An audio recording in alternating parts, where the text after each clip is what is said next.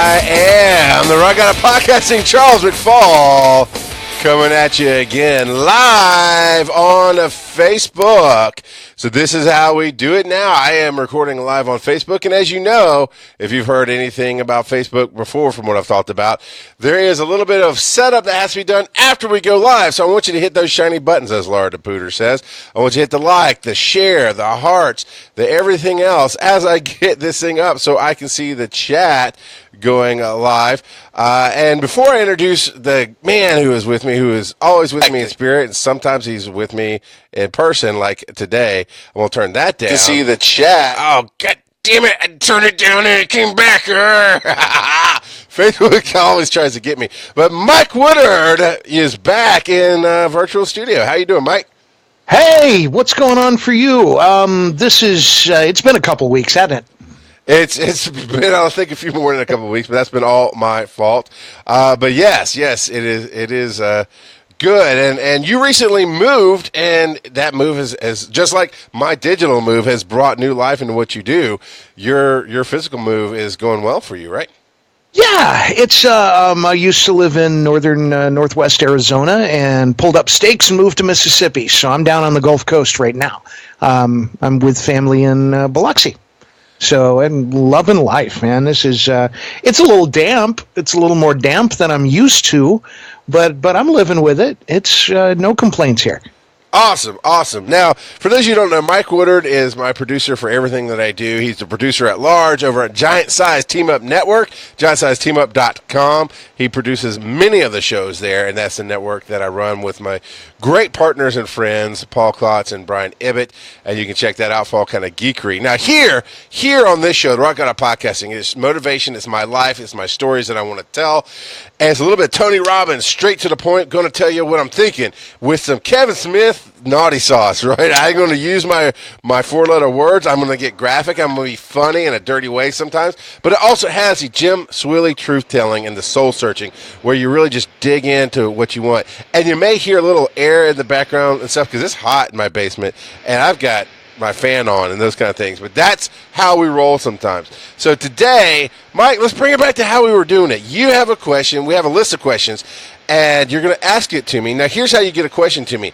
Tag me on Facebook. Just post something to @RockGodOfPodcasting on Facebook. Twitter's @RockGodOfPod. Hit me there. The website, rockgodofpodcasting.com.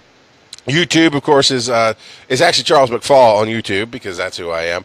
And email is rgop@charlesmcfall.com. We're going to get that out of the way every time at the front of the show because as people tune in, they don't always get to stay live. And this is recorded in front of a live studio audience or a live internet audience, so you can tune in live. But I don't know when or where.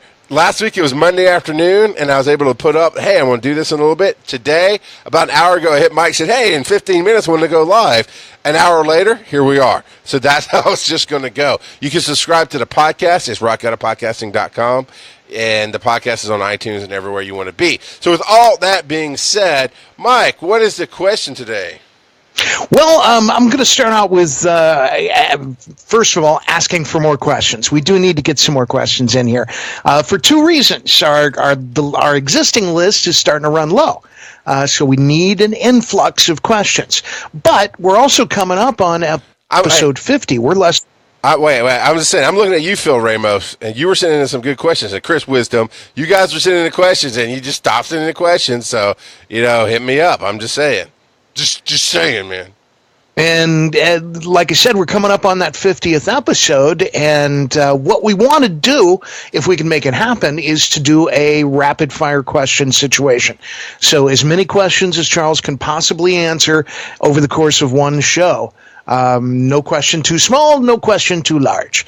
So send them in, hashtag them, questions for the Rock God of Podcasting, or however else you think it'll take to get Charles's attention. Got all kinds of social media, email available to you, and Charles will let you know towards the end of the episode how you can reach out to him. So today's question is I'm going to pull this one from a previous episode.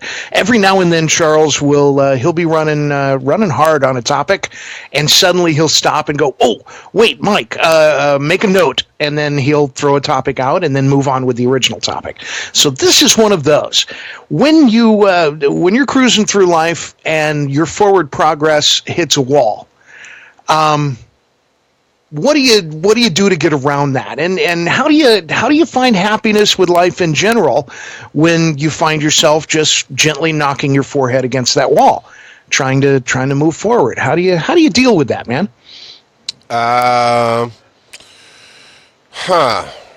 That's an interesting thing. Wait, what?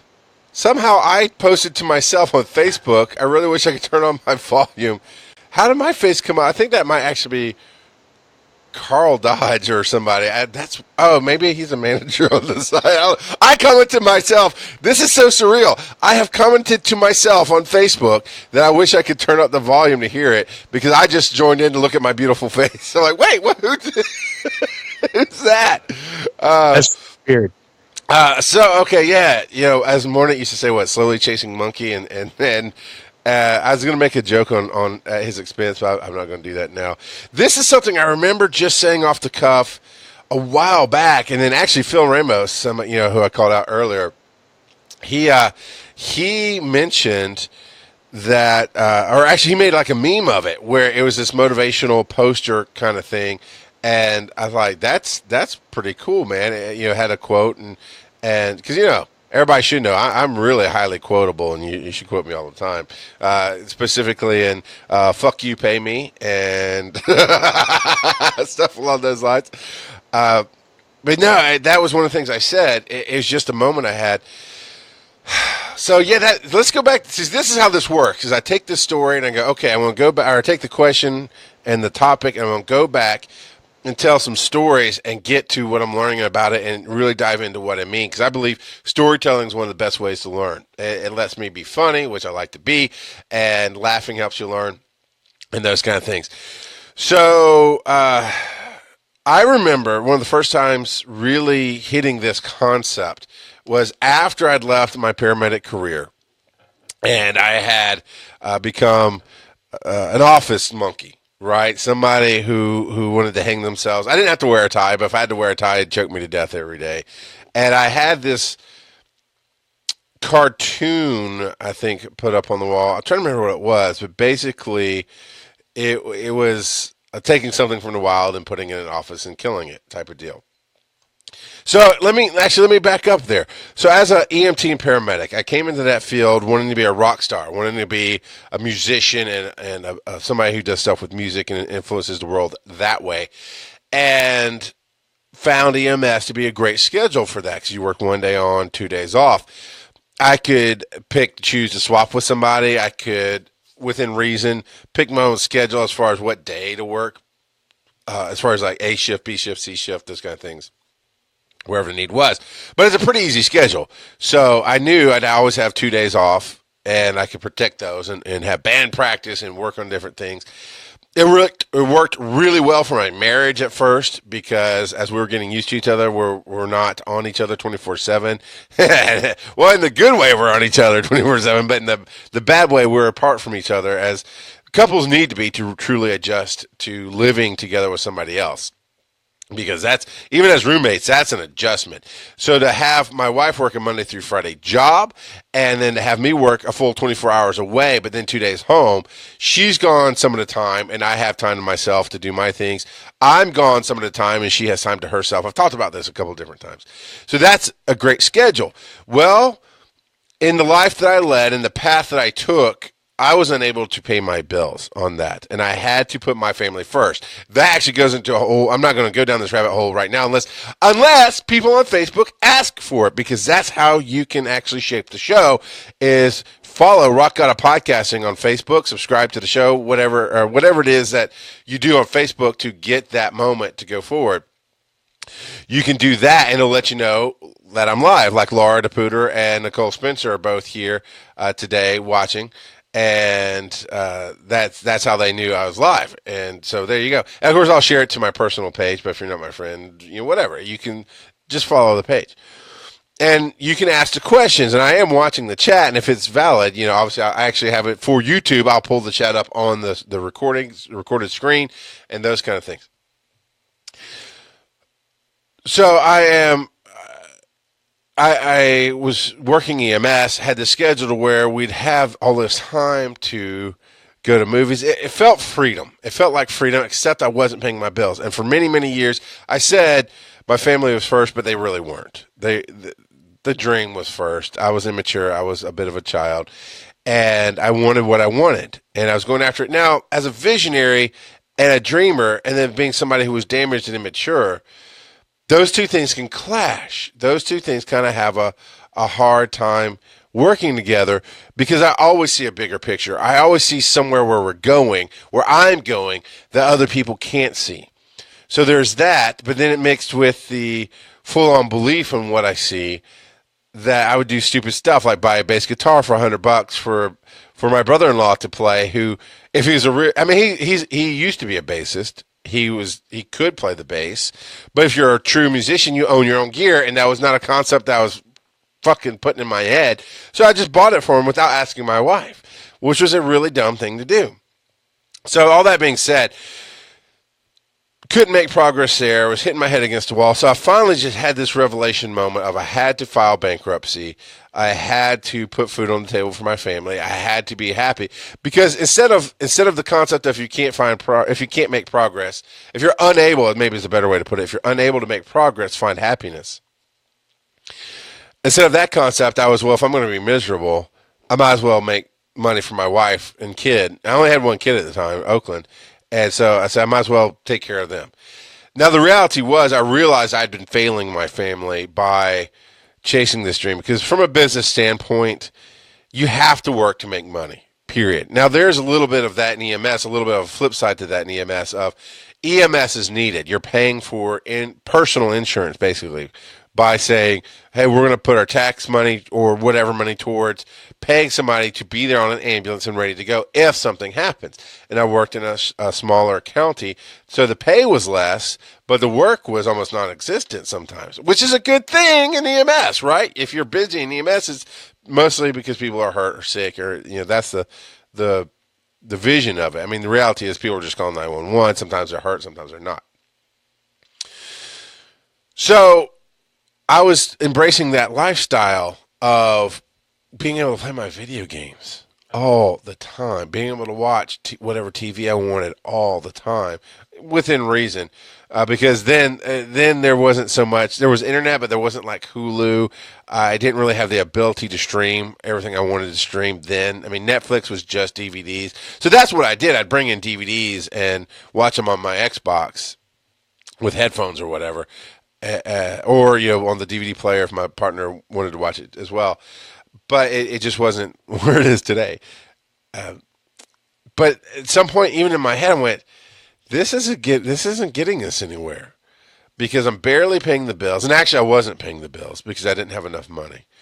I wanted to only have one job because I did want to have that time with my family, because many people in EMS and public safety work 2 full-time jobs. Because that's sometimes what it takes to pay the bills. Now, I also wasn't living smart. I hadn't discovered Dave Ramsey at the time, wasn't working on that yet. So I was bad with my money on top of it. The bottom line is I wasn't taking care of my family. I was embracing a lifestyle of play and do whatever I want and this and that and the other. So I got to the point where I realized I actually have to be serious about taking care of my family. And because of I think universally too, because of the path that I took of knowing about being destined for greatness, wanting to change the world with my words, I had discovered podcasting at this point in time and just knew where it could go inherently, just knew it's the next big thing. It really is going to change how media is done. And because of podcasting, I believe that's why YouTube changed, because there are people who are just attracted to doing video, and it grew to what YouTube is now, to where people are creating content all the time. Facebook now today, I mean, you talk about, I was doing podcasting when Facebook was the original bullshit version that was horrible to use, that really was just designed to be a dating hookup thing at Harvard or wherever it was, at whatever school he was. I think it was Harvard, but I don't remember. I saw the movie. It was fun. It was cool. and it just kind of grew on its own. And this version of Facebook that we have today came about 2 hours. It came about 2 hours after podcasting. No, it came about 2 years after podcasting really was going, and became a social media thing. Right, MySpace was out there. Facebook changed to compete with MySpace, and now it is what it is. And even going live on Facebook, doing video, doing the shows on Facebook, that's only been a year or so in the making. And this is, 2017. So you're talking about, I've been doing this since 2004. You're talking a long time now. So I was trying to chase that dream and figure things out and said, you know what? I'm a fucking failure. And I was, because of the choices I had made. And I need to focus on my wife. So I shut down music, because that exploded in a horrible way. And I lost gear, I lost money, I lost what I considered friends out of it. I lost my very close connection to Nicole, because she was the drummer in the band, and we were always doing stuff there. I got rid of podcasting because I got rid of all distractions. Basically, I said, I've been making every bad choice I can make. I've been selfish. I've been a horrible husband and a horrible father, and I am going to change that. And I jumped full time into an office job, and it did change, and it made it to where bills were being paid all the time with money left over. Excuse me. It made it to where my wife was happy, because she knew the paycheck was going to be a minimum of something that could always pay our bills, but a lot of times it was over that. And that made her happy. We were able to buy fun stuff for my kid. We were able to afford to have a second kid and plan for that. We were able to just do life, right? We were able to breathe for a moment. And I found this new life that I didn't know existed, of no struggle, right? There's no real physical struggle here. There's no, money's coming in. All I have to do, I'm a rock god at work. I'm a legend everywhere I go. I am a rock god of podcasting and everything that I do. So within mere months, I'm outpacing most everybody, but I understand all this other stuff that goes on. I understand the IT. Just to give you a specific small example, I worked in an office with 17 people in my department. Now there's other departments going on, but in those 17 people, there were 2 top scanners. Well, I replaced the second top scanner, became number 2 in the office pretty quickly, and became somebody to depend on. I also, in my own blunt style, because I don't put up bullshit, right? I don't say anything that I bitch about things, right? A doctor would want blah blah blah blah. And I'll hang up and I'll be mad. Like, it's not fucking life and death. This is a thing that takes 24 hours. So I had a way of speaking that endeared people to me, because I wasn't bashing them with my bluntness, but I have a way of speaking just truth. On top of that, I learned everything. So I learned how the IT in our department worked all the way around. So instead of having to call IT, they usually just asked me to come over to their desk. I'd fiddle with a few things, get them fixed. Perfect. I actually learned the department next to me because I was bored and could do that. So in that first year, I become this legend, and so there's no struggle, right? I'm being the king at work is not exactly right, but I am happy in my life at work, and I am happy at my life at home, but I'm miserable at the same time. And what that was where this concept, if you're unable to make progress, find happiness, because at some point after I'm learning, 6 months hits, and this isn't the first year that I ended up being 7 years with this company. So in the first year I was there, in the first 6 months, I'd learned everything, and I'd become this rock god of Halter scanning. I'm rock god of podcasting, and now I'm miserable because I see no future. Right? Because, okay, do I want my boss's job? Okay, sure, I could do her job. That's the point. But then beyond that, where do I want to do? Where do I want to go? This is how my mind always works. What's the end game? What's the big picture? And so I'm looking, I say, okay, I could do her job, but then what? Okay, her boss, do I want his job? Not really. I have no passion for it, no heart for it. Then, okay, do I want to run this company? Never. Okay, so now the only place I'd want to go is one step up from where I am. I still have to work for people that I don't trust. I have to work for people that make stupid-ass decisions that make no sense. Case in point, We owned our own servers. They were literally in our building. We're an internet-based company where doctors are uploading their files to us. We do our reports, we do our readings, we do what we do in the different departments, and we send it back to them. The server died. Now, we had a backup. We had backups. They were smart. But in this particular case, whatever happened, it was taking a full literal 24 hours around the clock to fix it. And, of course, clinics are calling. They can't log on. The website doesn't exist. They can't do their thing, and they're freaking out. And the decision the company made was to say, oh, yeah, we're working on it. It should be up. Something's going on. We're sorry for the delay. And basically lying to them. And I immediately told my boss, like, what the flying fuck are you talking about? Why would we not just say, hey, our server died. We literally have people flying in from other states with hardware. They brought us the backups physically. They're working around the clock to get this fixed. Within the next 24 to 48 hours, it will be up. We're doing everything we can to help you and to make sure your business is good. I think every business we had then would have understood that, because we're working for you. We're not lying to you. We're telling you we're sorry. This is what's happening, and we're on it. But instead, we lied to them for 2 straight business days, and we lost business out of it, and it broke me.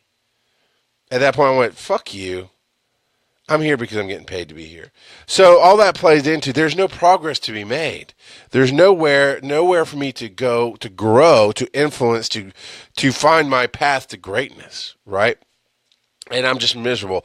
And I find myself at the same time, my wife is telling me, and my best friend Douglas is telling me at the time, you've told me that story before, right? I mean, I'm doing a show with them, essentially. I'm like, oh, this time, blah, blah, blah. Mom's like, yeah, you told that story yesterday. Oh, okay, sorry. Douglas, oh, yeah, that reminds me, and I'm going into show mode. I'm telling the story, and I'm performing because I'm a natural-born storyteller. I'm a performer. I need that. And I was doing that to them, and they just kept nicely, but kept saying, "This is like the 5th time you've told that." I know. Well, I got to do something here. What do I have to do? And all my bad decisions with the band, all my bad decisions with podcasting, had always been without consulting my wife. And I felt like I needed a creative outlet. I needed to come back to podcasting. I felt the siren song, right? I felt it pulling me to it. And I was like, oh, but that cost me before. That made me make bad decisions. Well, I'd made a lot of growth in that time. And so I talked to my wife. It's almost a year to the day of quitting everything, going to work for this company, and just focusing on making money for my wife, for my family, rather, to provide. It wasn't about making money. It was about actually stepping up and making them first and providing for them. And when I came back to my wife, I thought she was going to be mad at me. I was nervous. I was like, because I really feel like I need this. And you also have to understand from a human standpoint, when you need something, when you feel like it's in there, you feel vulnerable. You feel like maybe you're incorrect, especially if you're like me and you made bad decisions related to it beforehand. You feel like this is what you need. You want to do this. But you also understand that somebody you care about deeply could say, no, that's stupid or that's wrong. And then you feel vulnerable. So I was like that. I was like, baby, I remember we were standing in the kitchen in the old house. And I remember exactly how she was standing, and I was coming into the kitchen. And I said, okay, you know how I'm always telling the stories over and over? Even Douglas is saying the same thing. It's like, yeah, you do that a lot. I'm like, yeah, I know, and I'm sorry. I really feel like I need a creative. And she goes, I'll stop you right there. Just go do it. Get you a podcast, go back to doing it. We'll work out the details. Let's work together on a schedule. I'm like, oh, really? And awesome. And that's where bear crawling started. That's when bear crawling was born, because I was thinking about, what do I want to do? Because before, the first show I did was a zoo crew. Let's just be funny and wacky and say horrible things because it's the internet and we can't.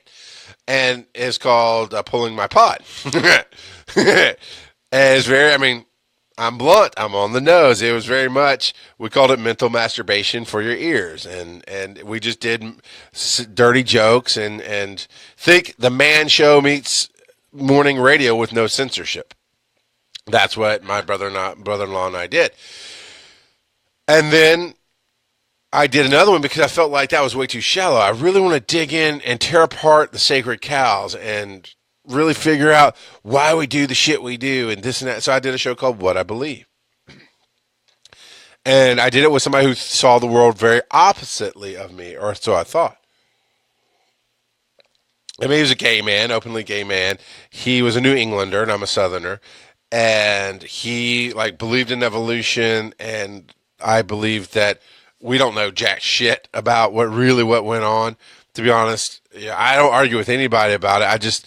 I love science as observation and recreatable things. And yet people are like, evolution, fuck creation, that's just made up. Evolution is science. I'm like, evolution is technically not science because you can't observe it. I mean, the heart of that. Here's what we did. The great show that we did, Kenty and I, it was about evolution. And we got down to, well, evolution just means change over time. And while we said we couldn't really solidify either or, creationism versus evolutionism, as far as how the world started, we could say people do grow, they evolve. Technology evolves, things do change. So the concept of evolution is absolutely provable. It's just when you start saying dinosaurs were millions and millions of years ago, to me, there's been so many ins and outs of how to prove that. I'm like, why do we stand on something we can't just... I can prove this desk is here. I can touch it. Does it change my everyday life? No. Does how it was put together change how I'm even doing the show? No. And that was what the heart of what I believe is. It kind of came out of the movie Dogma. Beliefs start wars, but ideas change the world. And that was kind of what we were doing there. And I did those two shows, but they were two separate things, right? With the Zoo Crew morning thing and the serious, let's tear stuff apart. Well, as you can see in Rock God of Podcasting, I mean, those are aspects of who I am, and it's stuff I really want to dig into because I want you to start thinking about things. I want you to stop believing in shit and start thinking about things and having ideas and living on principles, right? I reference the universe quite often. I heard somebody the other day use the term God's universe because to me, it doesn't matter if you believe in God or you don't. If you don't acknowledge there's something else at work going on, then you're gonna miss something somewhere. And that's a bad place to live. And if you're listening to me, you've got to believe that there's something bigger out there. And what I mean by that is let me just focus it in. It's similar to The Secret. It's very much a mixture of religion, of faith, and The Secret, and other stuff you want to put in there. But what you focus on is what you get. And taking responsibility for your choices absolutely is important. Because the choices you make do steer your life. And what you focus on gets you there. To me, there's a bigger thing at play, right? Right? So, you know what? That's not what this show is. Wipe that. I'm going to go down a deep rabbit hole that I might not get myself out of. My point is, bear crawling started when I couldn't find happiness at work. When I couldn't find progress at work, I found happiness because when I was learning something, when I was getting somewhere, I'm happy because I'm progressing. It's like playing a game and leveling up. I'm happy. But then there wasn't a grind, because there are games that you grind. You have to go over here and do this, and then you can level up, and it takes longer and longer to level up. Those kind of things. There was none of that at work. Once I realized very quickly, I don't want where this is going. I have zero desire for this. I could absolutely do it better than anybody goddamn doing it right now, other than my boss, Barbara Kubla-Singh, who was amazing. She was one of the best bosses I ever had. She helped me grow as a person. She helped me really get some definition on where I wanted to be and how I wanted to do things. Amazing boss and great friend, and love her to death. She did the job well, but above her, she and I both could work circles around them. So then I'm like, okay, no progress. There's no progress there, and now I'm unhappy because I'm in a place that I perceive I'm focusing on, that I'm a lion in a cage that wants to hang themselves with their tie because I'm miserable. And that's how I saw it. And that's very important. Those words are very important. That's how I saw it. And there'd be days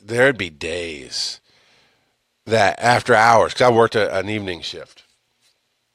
So I'm there partially when everybody's in the office, and then most everybody left. And I remember one specific day, I don't remember what the decision was, but there's some decision, something happened with the company that pissed me off. That was so stupid, so anti-customer service, which at my heart, I'm very customer service. That's why I love doing motivational stuff. That's why I love sharing my stories and hope that maybe you take something out of this and it changes your life or teaches you something you want to learn. Because at my heart, I'm life service. Right? I want to give you the best experience possible. I want the best experience possible, but I'm not selfish. I'm willing to share the best experience possible with everybody.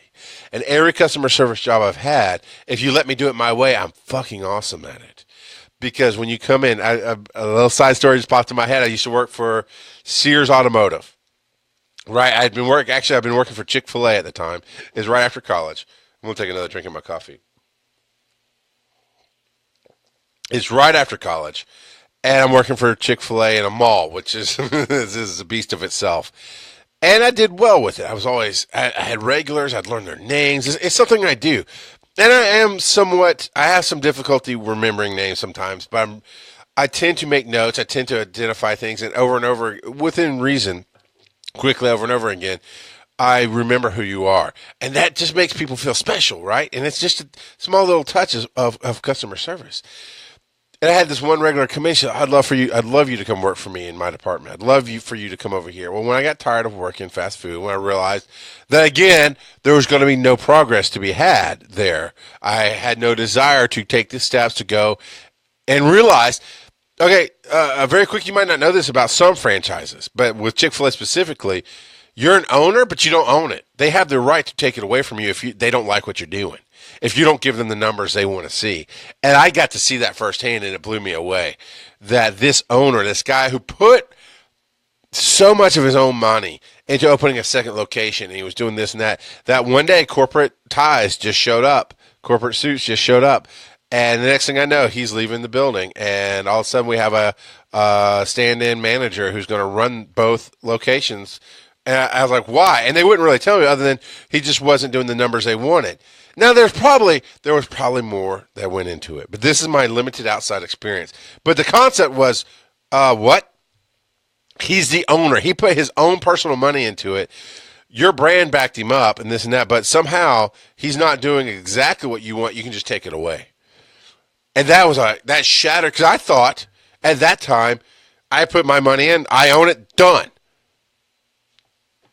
And that shattered that concept. So when that concept shattered, I'm like, okay, I don't want to be here anymore. There's nothing for me here. Well, yes, I can become a manager. Yes, I can go to your school and run a store. Yes, I might even make enough money to buy my own part of your franchise, but it's never going to be mine. And that's never good enough for me. Everything I do has to be mine. That's the only way I can work. Now that was where the seed of that concept was planted, and so I went to work for Sears Automotive, and here's where I left them, and this is the end of my customer service story, going right back into finding progress and finding happiness.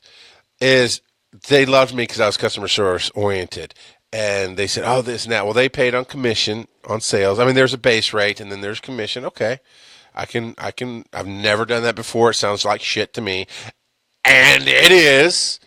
Paying on commission is a really shitty way of doing things, because to me, the concept of, and now for those of you who've never seen this show, or those of you who've never listened to this podcast before, thank you for tuning in for 30 minutes now. But this is what I do. I find stories, I find little concepts that really build up my bigger concept as I go along. It's a little bit of a wandering path. Hopefully it's enjoyable and entertaining to you and gets you where you want to be. And I keep messing with my microphone. I do apologize for that. It even bothers me that I touch my microphone so much. I don't know why. I just get so much energy talking about this show, or on this show. So this is what I do. So now I'm going to finish up my little side story on my side story of my side story and get back to my main topic of finding progress and finding happiness and how the two are related. But for me, this is all related, and hopefully you can put all the strings together and ride along. Or at least just be entertained. Or I don't know. fucking go away. I don't know. I mean, turn it off. I mean, it's not for everybody. That's all I can say. So Sears Automotive, they paid on commission. Commission is horrible because the concept to me is, well, you work hard, you get paid big. Bullshit. It leads to skeezy practices. It leads to, we've all had the bad salesman, right? The biggest one in general, the generic term, are you a car salesman? Because that's what car salesmen are. If I understand it right, for most places, you don't make a dime unless you sell something. That's bullshit. Because now you got people pressuring, you got people pushing, you got tactics and this and that and the other. That's the opposite of what this world was built on. This world was built on trade, bartering, mutual benefit is what the entire world was built on in general. Yes, we know even in the Bible times there are people who put extra weights, bad weights on their scales. There's always going to be scammers. There's always going to be skeezy assholes. There's always going to be cheaters. But at its heart, otherwise it never would have survived. The open market, the true, you go to an open market where it's just booths and stuff. We call it farmers market in America, but I know there's just open markets in places. That concept was built on, I have something, I'm going to show up, I'm going to try to sell it to some people. Trade it with some people. Hey, you got 2 goats, I got 3 chickens. Let's trade. Let's do a deal. Actually, that sounds like a really shitty deal because the goats are worth more way than, well, I don't know. Long-term chickens are putting out eggs. Whatever. Mutual benefit is where market came from. And somehow it's turned into capitalism where we just sell our shit and free market. And then, of course, all over the world, it's not like that. There's different markets. But what I'm saying is fucking commission is the worst fucking possible way to motivate anybody. What you really are being lazy about is not figuring out who is actually good at what they're doing and rewarding them for it. I'm amazing at customer service. But what this job, Sears Automotive, wanted me to do was pressure and upsell everybody. I got at least 2 write-ups for not upselling enough. That's not customer service. Customer service is you come in to me. What do you need? Oh, yeah, man, I could absolutely get you there. And, hey, you know what? To be honest with you, maybe you don't need this high-end something. You're welcome to buy it. I'd love you to buy it. You can buy this $300 per tire package. Or, you know what? There's this one that is really just as good. It's a bit of an off-brand, but I'm telling you, I use it on my own car. It's going to save you $200 per tire to put on your car. And a lot of times, oh, man, thanks for looking out for me. And they will come back, and they will come back, and they will come back again. But when you go, I really just want the 60. I saw you had a tire on sale, $40 a tire. Well, I'm sorry, it doesn't really, there's limited sizes. It doesn't fit your car. But let me try to sell you this $300 tire, which is what Sears wanted. Ugh, that's what people react to. I don't want to do that. And that's upselling, and that's shit, and that's not customer service. And that's where I never would find progress. Right? I never could find progress in those kind of situations because, well, I can tell you, hey, I'm going to tell you, you're buying this computer. You might want to get the insurance with it because if anything happens, if you spill a Coke on it, and I can tell you, me being a computer guy, I've actually spilled liquid on 3 of my laptops out of the 50 that I've had in the last, since computers were affordable, 20 years or whatever. I can tell you, get this insurance so no matter what happens, it's replaced. That's no problem. But when you're buying anyway, I digress. My point is, I'm here to help. And commission and selling never helps anybody.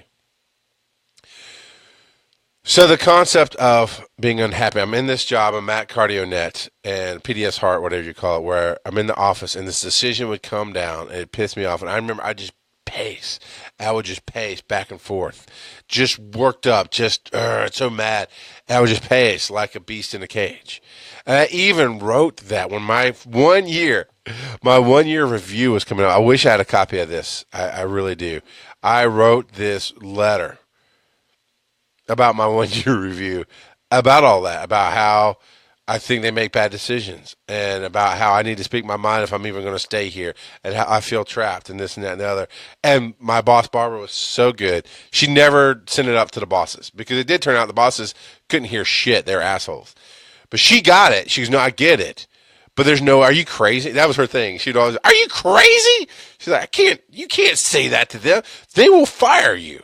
And I'm like, I don't care. She's, I care because I need you here. So I'm going to put this in a file somewhere and hold on to it. Or maybe she threw it away. I can't remember. But I'm not ever going to let them see it. And I was already starting to learn because of the influence she had on my life and how customer service is good relationships. How she had proven over and over again that she was actually looking out for my best interests. I had gotten to a point where when she goes, I'm going to stop you. It wasn't telling me no. It was instantly, because when people tell me no, I'm like, fuck you, I'm going to do it anyway. You can't stop me. But it was, okay, I feel, and that's the key, I feel that you are actually looking out for me. While I believe what I said is 100% true, is the rock god of podcasting coming out of me. It was blunt, it was to the point, it was true, and I was right. That doesn't mean they were going to keep me employed because of it. I felt like she was looking out for my best interest, and I ended up staying there another 6 years. But at that point, I go, okay, I've got to do something. I am going crazy. It's driving me crazy. I've actually put out for other jobs. It's my life is right now. So I then get to the point where I talk to my wife. 'Cause I'm looking for happiness. If you're unable to find progress, find happiness. And so there was no progress to be made there, right? And so I started the podcast. I started thinking about what am I going to do? And I thought about what are my happiest moments in the office? Well, my happiest moments in the office is when I throw in the holy hand grenade, right? I hear people talking religion. And they'll go back, and I'll just say, well, what do you guys think about this idea? Chick, throw in the holy hand grenade, boom, and watch the fallout of these bullshit ideas just get torn apart by each other because they're fucking bullshit with what they were arguing about. And I went, okay, that sounds like trolling, and it really was. Sometimes it was. Sometimes I like to watch the world burn if I'm bored. I mean, it's true. It's a downside to me, but it's absolutely true. Stirring the shit pot, as one of my other EMS partners used to say. She's like, you like to take your shit stick and stir that pot every once in a while. I'm like, yeah, because I think people are wrong. I think they're stupid, and we need to change the conversation. So I do enjoy, or at least I did. I try to get my enjoyment from elsewhere. Now I try to really change minds when minds are open to be changed. But then I absolutely got my kicks out of taking a big old stick of shit and stirring a pot of soup and saying, there, now eat it. And watching shit fall apart because I was right. And so I thought about that. So I like this, but I really want, what I really like more than just throwing in the grenade is having the open discussion, having somebody who can hear my ideas that are different and go, okay, I hear you. I absolutely see where you're coming from. And actually, I think part of what you're saying is right. But here's a little different idea that I think is right. And having an open discussion of different ideas and be able to respect that no matter what, at the end of the day, that we both can walk away going, we respect each other. That's what I wanted, and that's what I sought out with bear crawling. And then even then, there came to be a point where there's no progress. I mean, very quickly, very quickly. I've been talking about this a lot lately, but this has just really fired me up about where I'm going. Because last week I talked about feeling no matter what I've done, no matter who gets me to whatever level they get me, at some point I feel alone and unloved. What I'm working on is feeling unloved, that part of it. Because I realized what some message I got. I think it came from the church. I think it came from when I thought the church was love, and the church would always take care of people because that's what God said to do. I am love, and Jesus said, feed the poor and take care of people. And I always thought that would be the truth because that's the Bible, and that's what Jesus said. And I fucking get it, and you don't. Because you're a goddamn organization and you want to reject people because of their skin color, and you want to reject people because they don't fit your mold, and you want to reject people because they don't put on a suit and tie. Oh, and you want to kick my family out on the street because we lived in your house, and you kick us out on the street because we refuse to reject people for any reason. Even gay people. My dad, I believe to this day, is unreconciled on this stance. And I actually asked him about it. My uncle is gay. His brother. My uncle is gay. I guess he's a stepbrother, but it's neither here nor there. Half-brother? I don't know. They had the same mom. And so he's gay. And my dad loved his brother. He loved his brother, but he's also a Baptist preacher and who believed that being gay was a sin, which is something I never truly believed. I can talk about that. Dude, here's how this show goes. Ask a question. Now, Laura has a question in the chat that I really want to get to, but it doesn't even have to be live. Ask a question. I talked about this at the beginning of the show. Email rgop@charlesmcfall.com. Go to the website. You can leave a SpeakPipe message, rockgodofpodcasting.com. Leave your voicemail. Those kind of things. Bearcrawling@gmail.com. However you find me, message me with your questions. That's what drives this show. That's what's going to make this so much better and a much better experience for you and for me.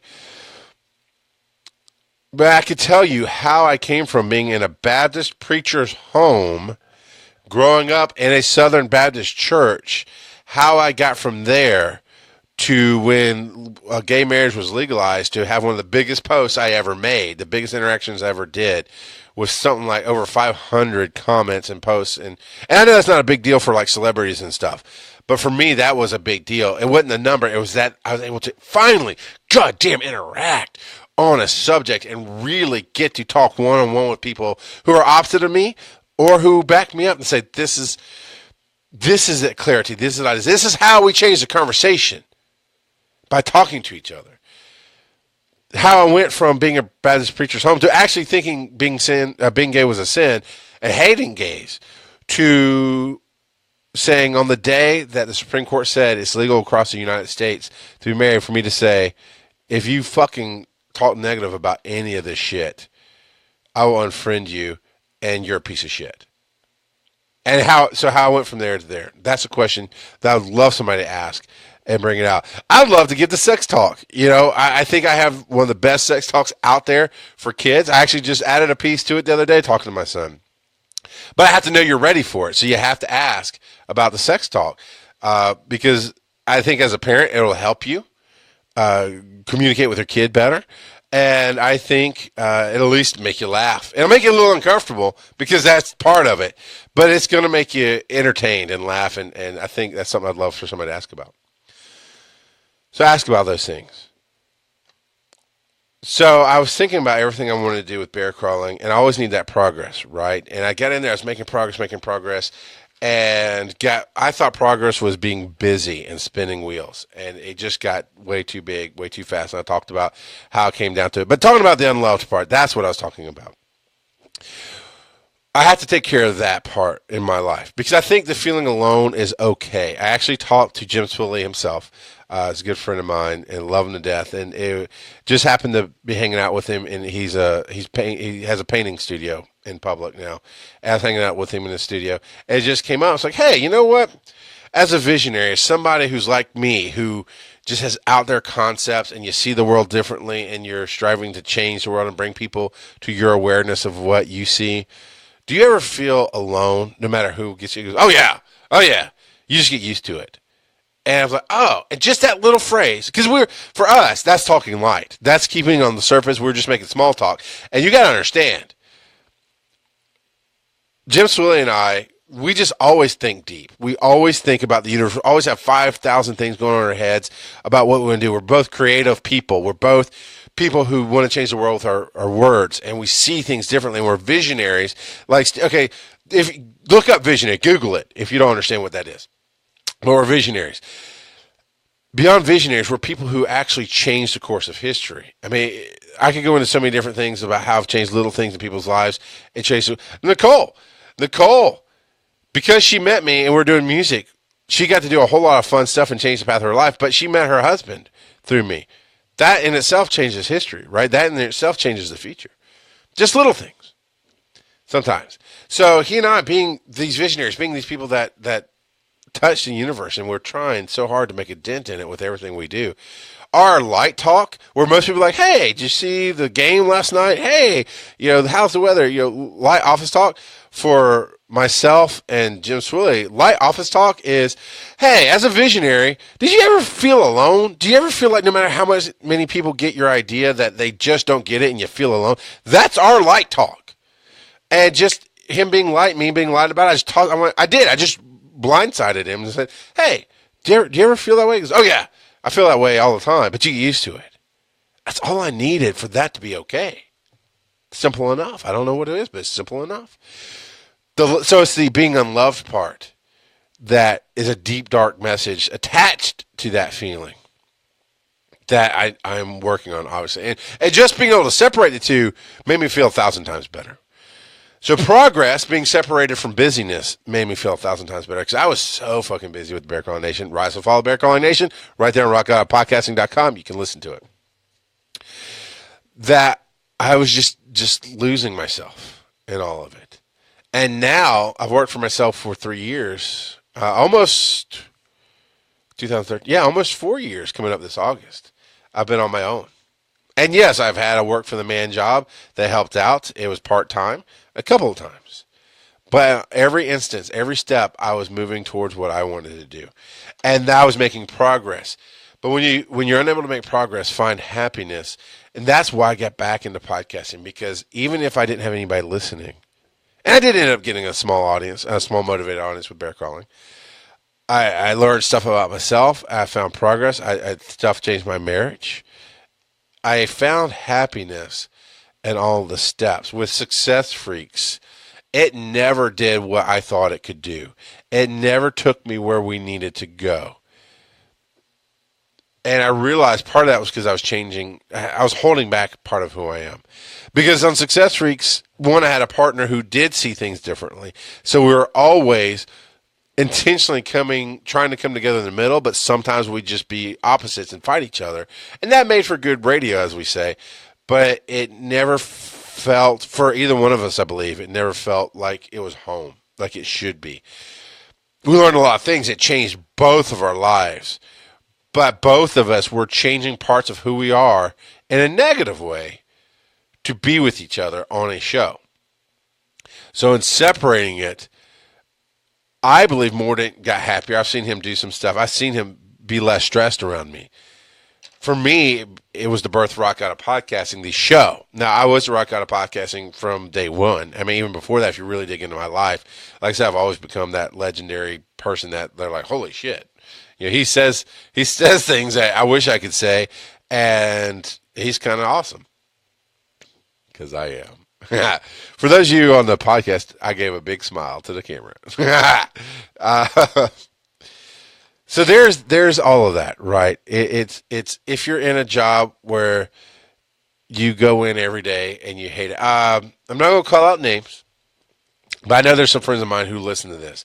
I know one friend of mine actually talked to me about being unappreciated, and I think that's a universal thing that you can have in any job. Is you feel unappreciated. Maybe not. Maybe you feel appreciated, but you also feel limited because you know you could do so much more, but they want you to do this. You're so good at this. We just really want you to do this. And that's always killed a part of my soul, being in those situations, to be unappreciated. I will go against my nature and do things that would possibly be bad for my family and bad for myself and bad for my personal growth because I feel like you appreciate it. That's how much I want to be loved sometimes. That's how much I want the world to see me. I want you to know who I am. And yes, those are words from the Goo Goo Dolls. Because I don't want the world to see me, but I believe you can't not do something, right?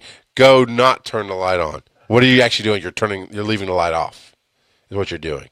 You're not turning it on. You know, see, it starts getting a little circular. It starts getting messed up. My wife's like, I don't understand what you say. I was like, one day maybe you will. But the idea is you still hear me change my words. And when I change my words with her and use positive words, she feels the effect of it. Whether or not she understands the concept of you can't not do something. So I don't want the world to see me because I don't think they'd understand. When everything's made to be broken, I want you to know who I am.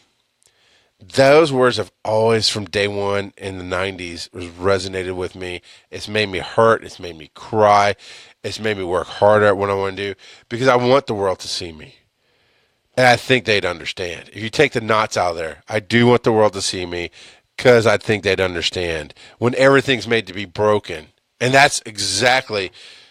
God damn, that's the heart of Dogma. That's the heart of how I see the universe. When everything's made to be broken. Because we believe this is how it's supposed to be. And I can break that. Because it's made to be broken. The Matrix resonated so hard with me. because you think that's air you're breathing?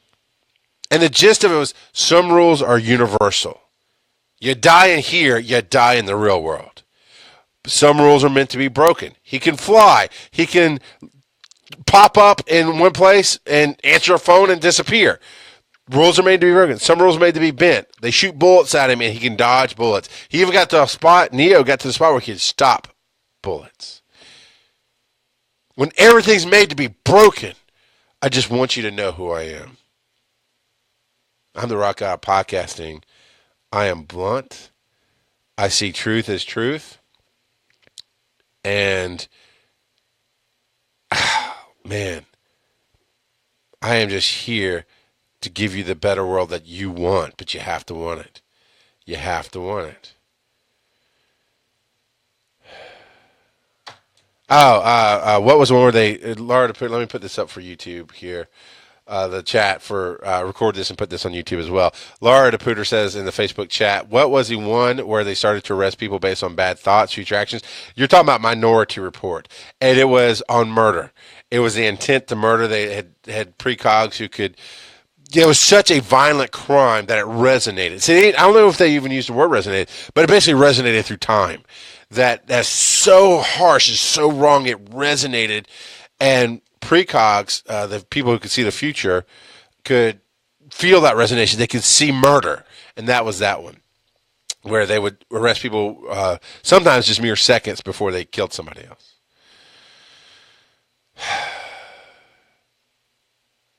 I like what Laura also says here, bro. I see that. Train an incompatible behavior. Can't have a jumping dog if it's sitting nicely. Yeah, absolutely.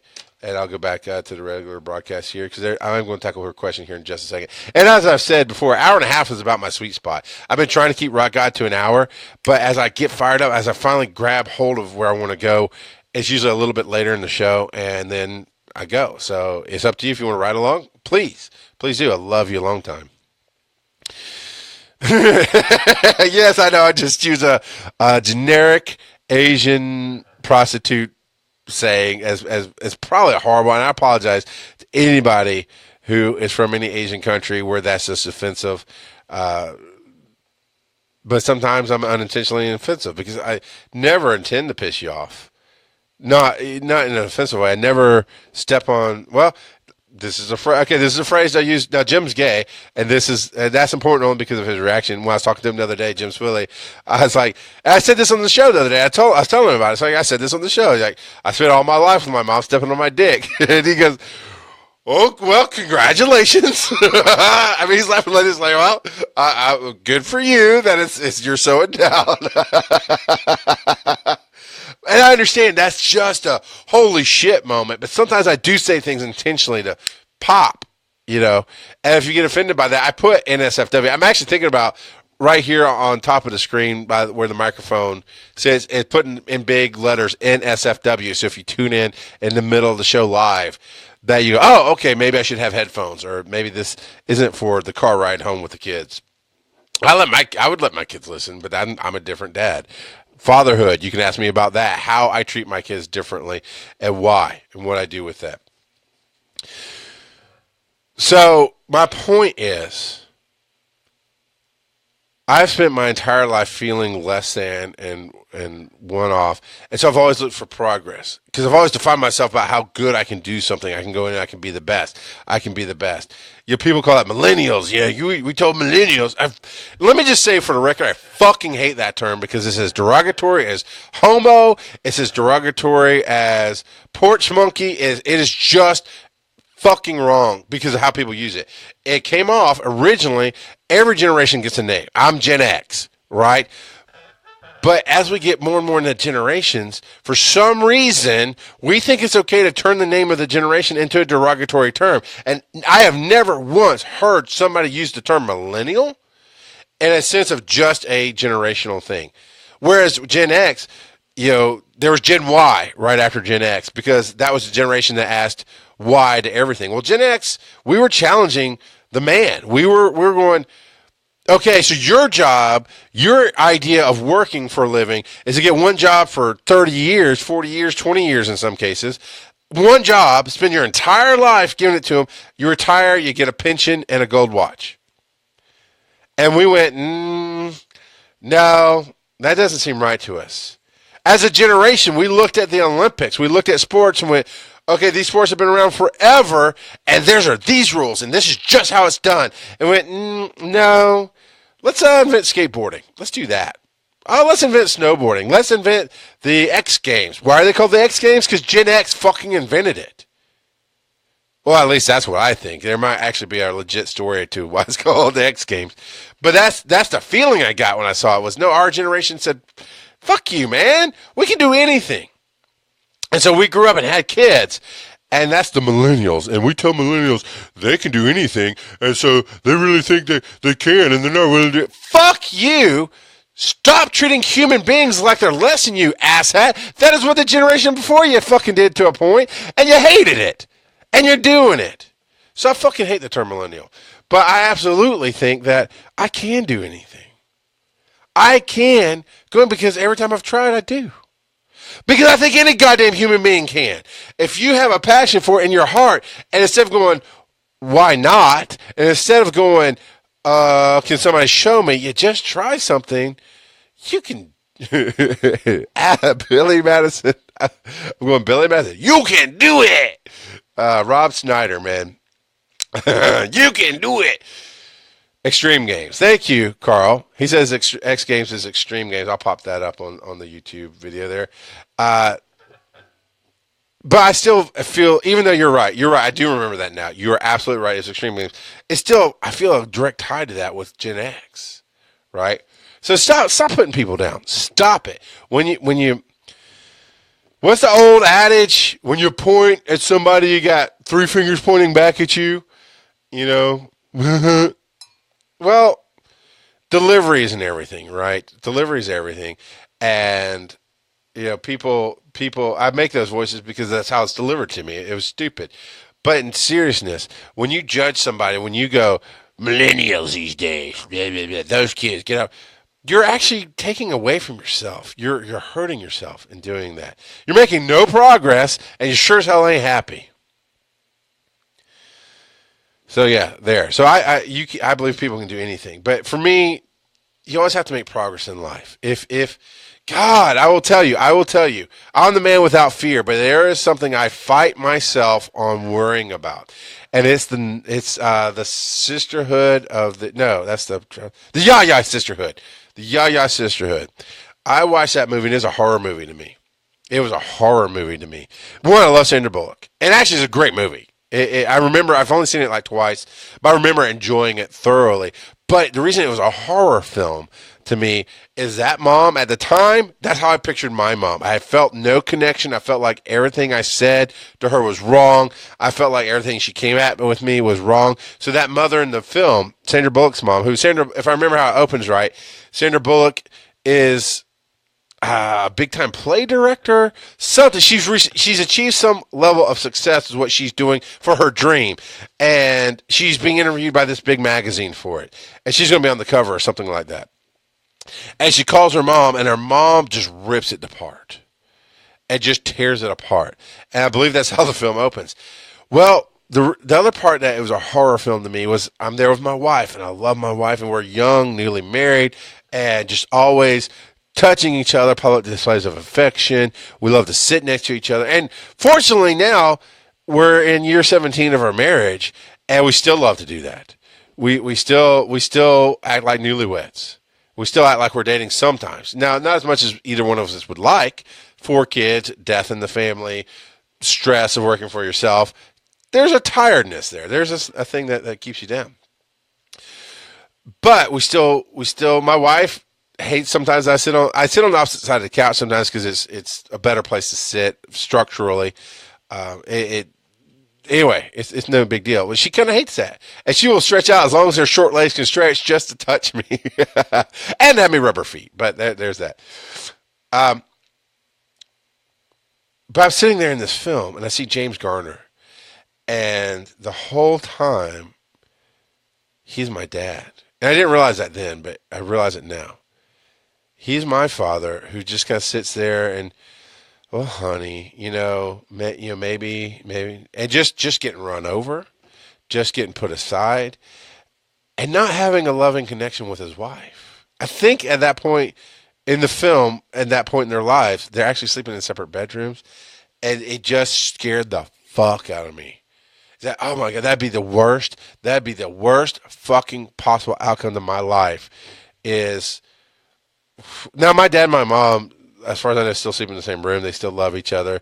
But I see there is a level of something that I never could put my finger on, but there's a level of something that I see that I wanted that wasn't there. That I never saw in their relationship. Didn't know it at the time. And now, obviously, as an adult, I can realize a lot of that stuff. But it terrified me. Just at the end of the movie, there's a revolt from the daughters, and this thing happens, and the mother comes around. Right, the mother comes around, and now she's a wife, and he finally gets to have his wife back for what amounts to a short period of time. Well, I mean, they're older in life. I mean, he's missed so many goddamn years of a loving marriage, and it scared the shit out of me. And there's a part of me that it pops up every once in a while. It happened in the time that my wife that touches the unloved part of my message, right? Too. I always want to be loved. I used the term before. I never want to be somewhere I'm not wanted. I would actually change it now to I never want to be somewhere I'm undesired or unloved. I always want to be loved in everything that I do. Always. And I think that's reasonable. I think that should be a human thing. And I think that drives everything I do as a boss, everything I do as a company. It drives, I want you to be appreciated. I want you to come in and love what you do here. And honestly, if I teach you to be better at it and you go off and do it in another company, that's awesome. That is fucking something that IBM did back in the day when they were Big Blue and were one of the top dogs in the world. I wish I could remember the name of the guy that the quote's from, but he was known as a CEO that if you became his VP or he's a president, whatever, if you became his direct underling, right? If you became attached to him directly, those people would go off to be CEOs of other companies. And he was asked about it, and the quote is, make yourself dispensable. Make yourself replaceable. And that's what he's always doing. He's always training his replacements. And what happens is you become irreplaceable. Those people, either you go on to something bigger, better, more that you want to do, or those people that you're training to be your replacements go on to change the world and other big companies and other things. And that is something that fucking the world is so scared of, is I have to be indispensable. No, become dispensable, become replaceable. And I work so hard with Paul Klotz to always say, dude, you can do what I do. I want you to be the next me. I want that ability to be proud one day that he has stepped up and he did a show that was so much bigger than mine, and he did so much more in a different area than I could ever do. And I'm like, man, that's my friend. That's my boy. That's the guy that I was proud to work with, and look at what he did. Be dispensable. That's where progress becomes hard, because if you're dispensable, and you're teaching people, but the idea is you're teaching people to replace you. So you are at a spot where people are underneath you. You're reaching out, you're helping, you're educating, you're improving life. That means you're replaceable. That also may mean you don't have progress ahead of you. But if you really look at what progress can be, remember when I said I viewed myself in the cubicle as being trapped, as being a beast in the cage, as being just miserable. When I went to podcasting, when I went to find my happiness. Now, one, I needed to be in podcasting. I have loved being here. I took 1 year off, and I've loved being here every step before that and every step since. And it has changed my future greatly to where I can do shows like this. And I was able to support my family fully for 1 year on my podcast skills and the things that I've learned coming up through the ranks. But finding happiness, too, is changing my perception on where I was in that job. I think I started talking about earlier, if you're in a job, you're unappreciated and this and that and the other. I did start talking about that. And I wanted the point there was find a way to appreciate yourself.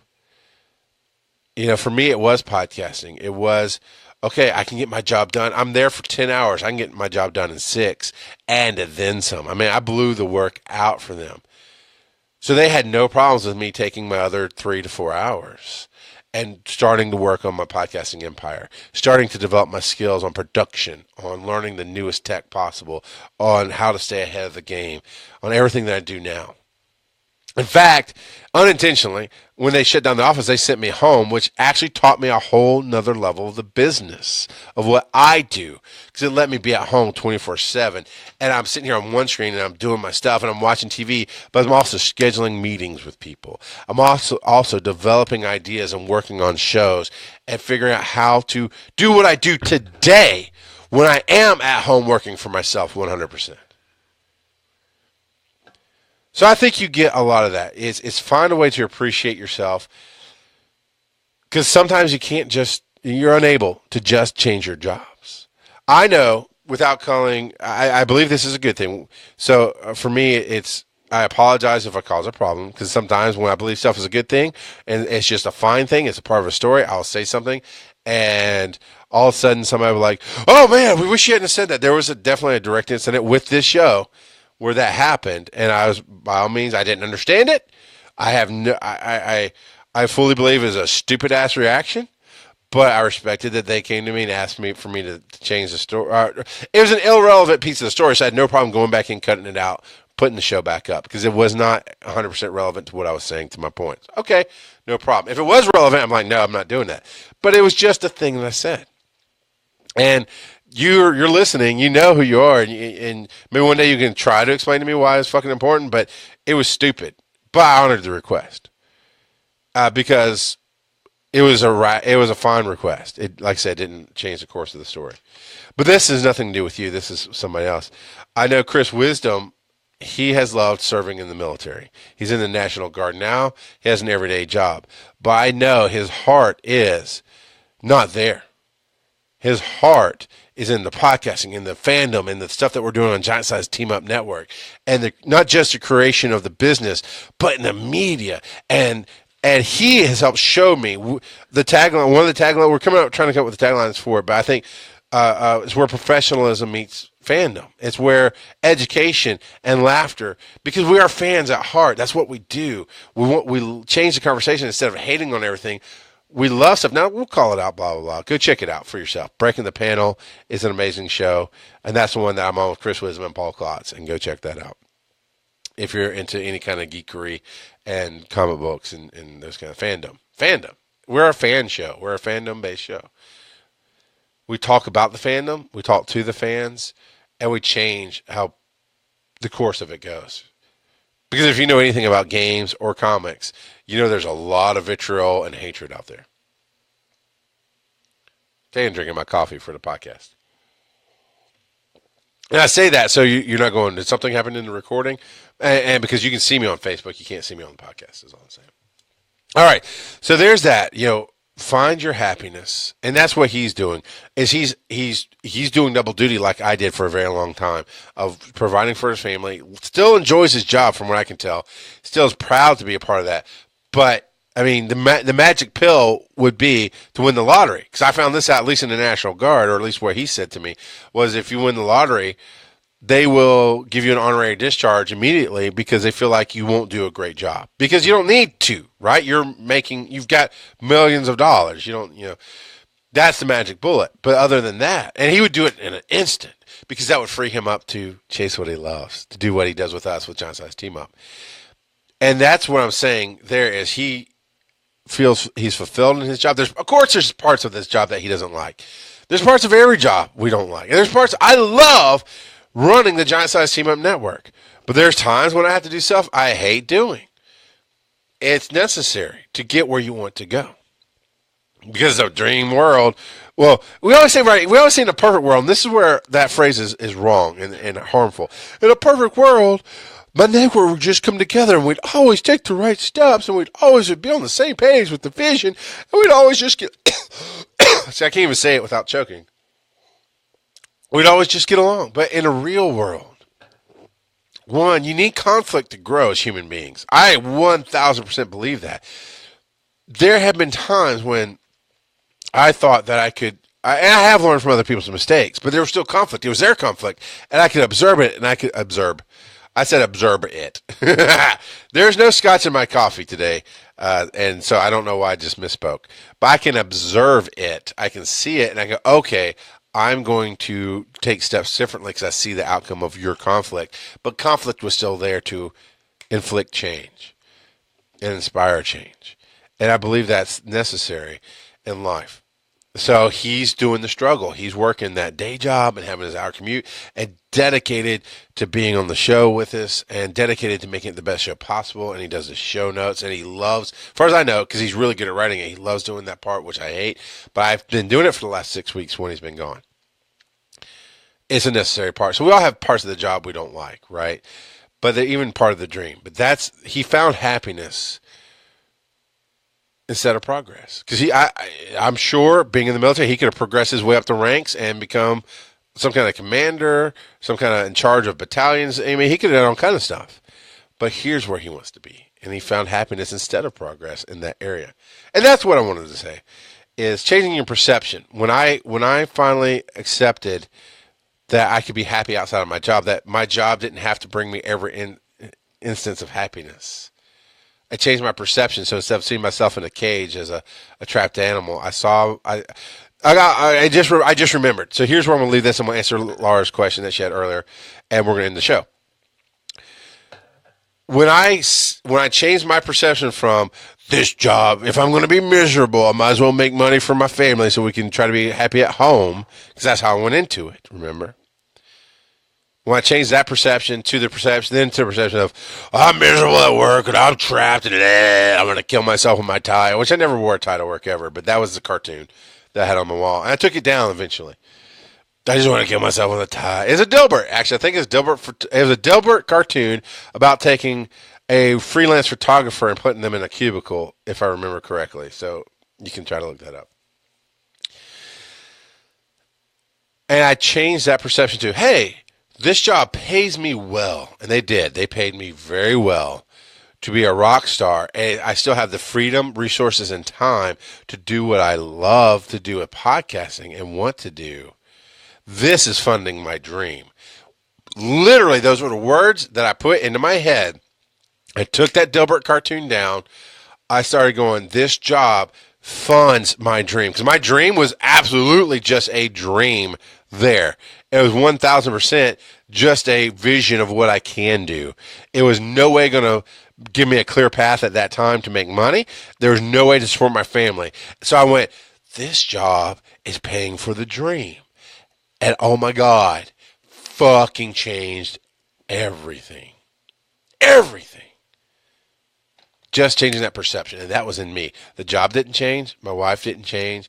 Podcasting didn't make that happen.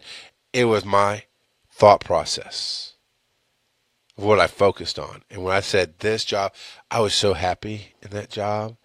I mean, sure, I had times when I yelled at somebody. I had times when I was pissed off about something, especially when the company wanted me to lie about shit or whatever. There were issues for sure. But it made me so much happier in life that even when the job closed down and then I got to go home. I mean, I didn't know I was going to get to go home and work for another 3 years. I was like, all right, I'll try to find something else. But I think now's the time to see if the dream can be real. If I can take this golden parachute that I'm going to get for being laid off and make the dream happen. And I got 3 more years to build up that parachute and to build up money and to focus and build the dream better and get more clarity on this is how this would work and this is how that would work. Changing your perception can find you happiness when you could never find progress otherwise. So that's the end of that. There's a question or a comment that Laura put up, and there it is. And that actually is great. We'll put it on the screen for the YouTube, because I'm like that. And the question is right here. We'll highlight it to make it easy to see. If everything is easy, can you be happy? I know I need challenges in learning. Now, here's what's interesting, Laura, is you put that up an hour ago, right? You put that up early on in the show here, in the discussion. I just saw that had a question mark. I saw that I got the gist that you were asking a question. So I want to come back to that because I absolutely want to touch on the live questions. I want you to help shape the show. I didn't read it. I scanned it, saw the question mark, knew it was something I was going to come back to. And what's funny is that's exactly where I ended up, right? That people need conflict to change. How many times have you seen on TV that an old married couple are just in their routine? I grew up in the 80s and 90s, so the TV shows I saw along those lines where the father or the husband, whatever, he's sitting at the table reading his paper with his morning coffee. And that's how it was. I mean, I'm watching the Goldbergs now in 2017. I'm watching the Goldbergs, and they do focus on the dad's habits, where he comes in every day, takes his pants off. He fusses that he wants to be in his chair. I just saw an episode. Now I'm a couple seasons behind. I love binge watching stuff, so I'm in season 2. But I saw an episode where the kids played against him having his patterns. So the brother was going to rat on the sister because she wasn't going to do what he wanted. And he kept calling for his dad because his dad's upstairs. His dad hates the stairs, and he didn't want to come downstairs. And so he used that to basically blackmail her into doing what he wanted her to do. And how many times do we see that, right? Complacency, patterns. I loved this episode of the Goldbergs. They actually did an episode where the wife found out, the mother/wife, whatever, found out that he had recycled an engagement ring. And it was a big upsetness.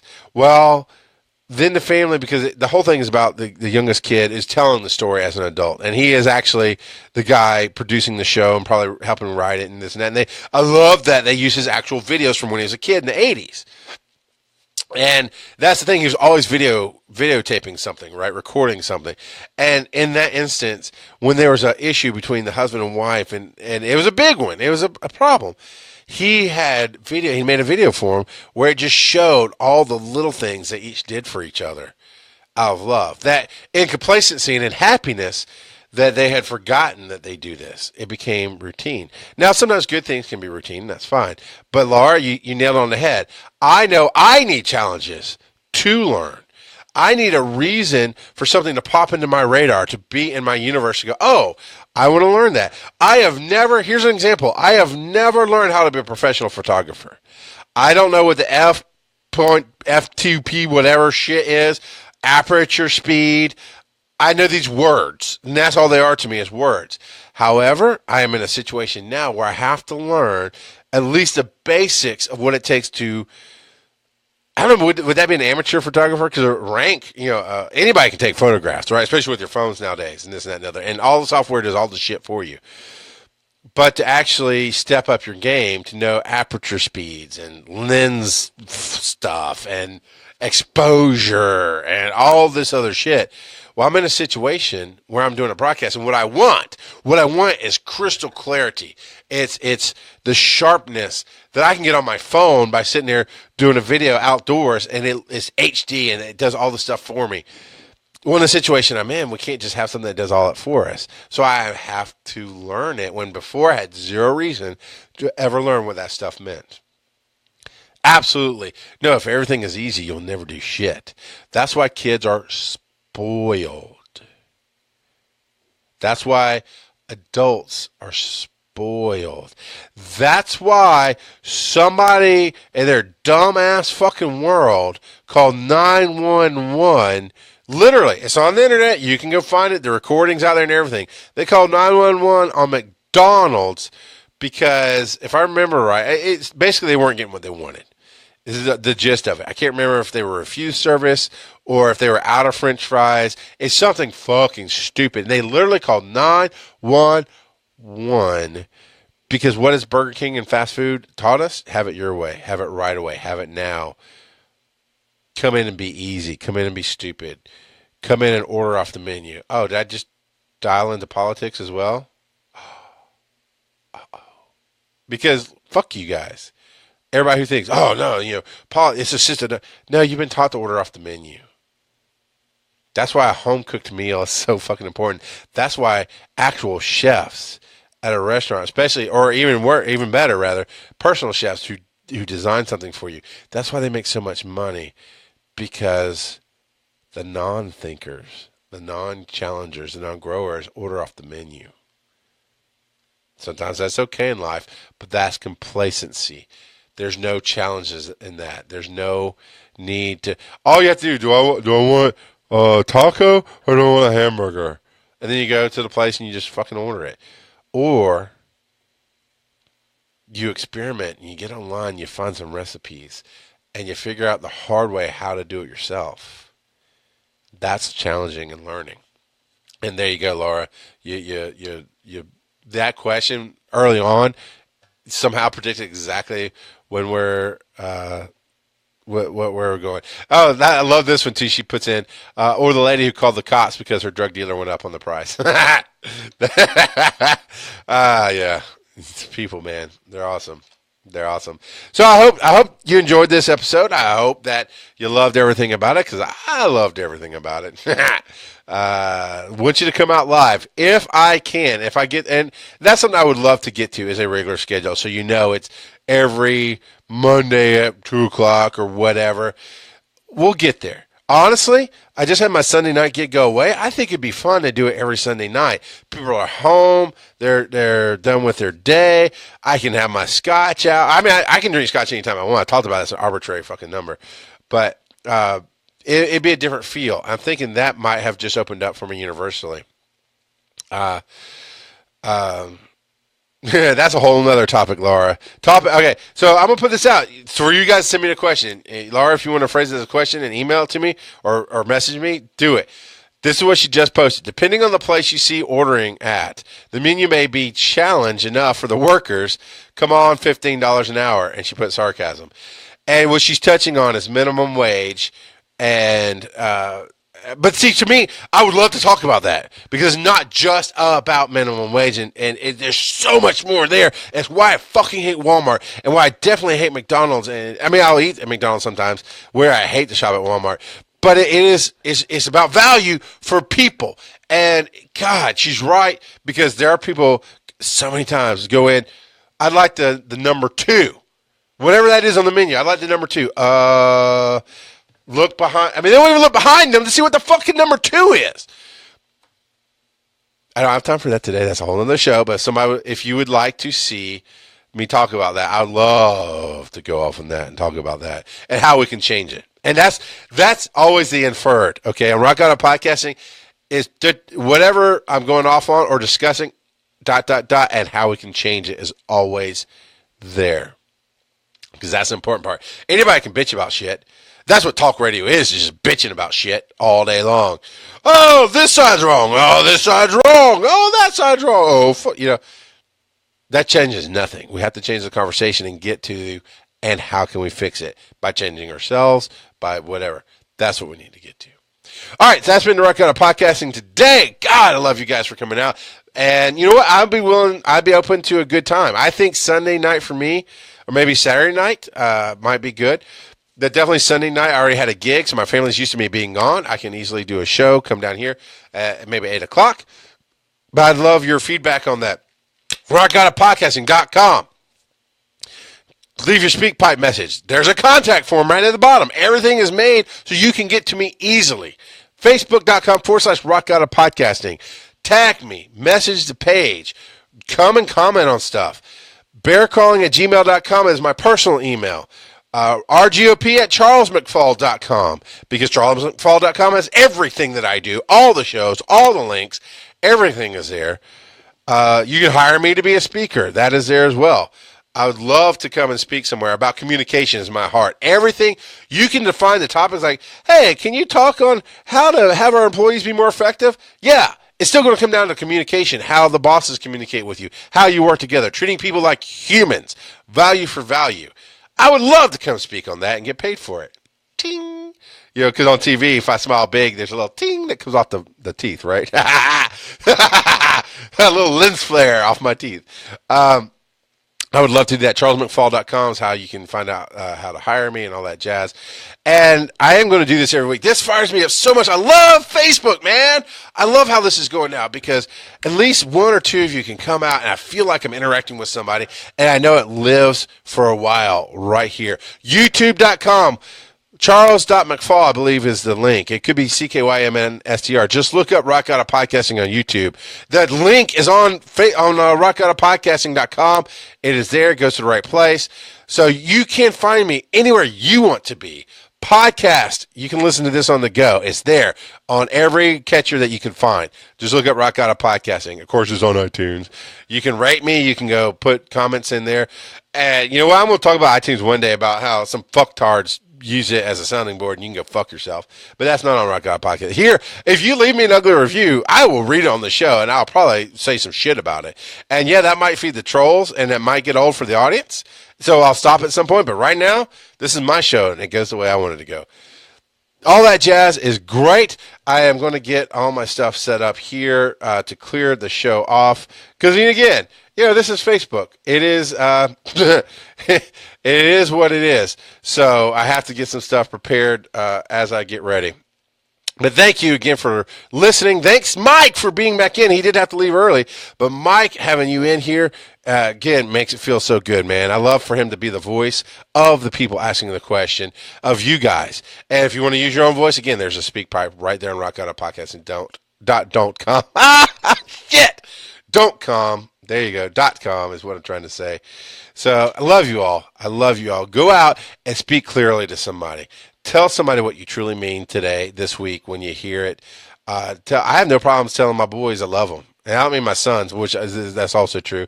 I actually had a situation with a friend of mine that I had to say some very blunt and straightforward, hard things. But I had no problem easily going, I love you, man. That's why you're here. You're awesome. Tell somebody that you truly love them, even when you're angry at them. Because what's the truth? And this is the last piece of advice I'm going to leave you with before I get out of here. What's the truth? My wife, we would get in fights when we were dating. It's a natural thing. And she'd go to, not hang up on me, but we'd be done with the conversation.